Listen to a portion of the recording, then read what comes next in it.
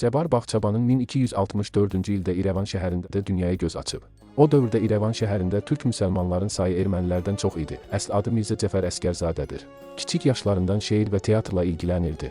27 yaşında Lək-Lək adlı türkçə ədəbi dərgini nəşr etdi. Həmən illər Məzlumlar Müdafiəçisi adlı cəmiyyəti yaradıb daşnaqlara qarşı mübarizə apardı. 1334-cü ildə Cücüklərə Bayramlıq adlı digər əsərini mənzum şəkildə uşaq ədəbiyyatına təqdim etdi və həmin illərdə Xəyyamın rübailərini türkçəyə çevirib 1334-də çapa verdi. Bu böyük yazarın hazırladığı türkçə əlifba kitabı latın xəttində heç zaman işıq üzü görmədi və nəhayət mənzum dastan şəklində yazılmış Pərvanənin kitabı onun nəşr olunmuş son türkçə əsəri oldu. Bağçaban heç zaman Şeyx Şamil Nəhsəti və Xainə Qadın adlı iki türkçə nəşrini çap etdirməyə imkan tapmadı. Sonra 34 yaşında Arazın güney bölgəsinə köçüb Mərənd şəhərində müəllim oldu.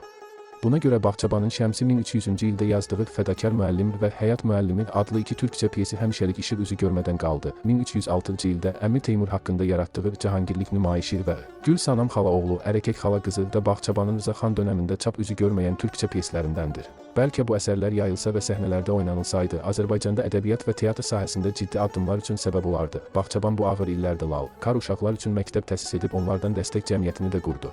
Rızaxan İrandan qovulub milli hökumət yaradıldıqdan sonra Bağçaban 1331-ci ildə uşaqlar üçün yazdığı mənzum nağıllarını Qızıllı Yarpaq adı ilə çap etdirdi. Azər ayının 4-cü günü uşaqların atası adlandırılan və ölkəmizdə kar və lal məktəbinin ilk qurucusu olan Cəfər Bağçabanın anım günüdür. Məzarına nur yağsın, xatirəsini hörmətlə yad edirik.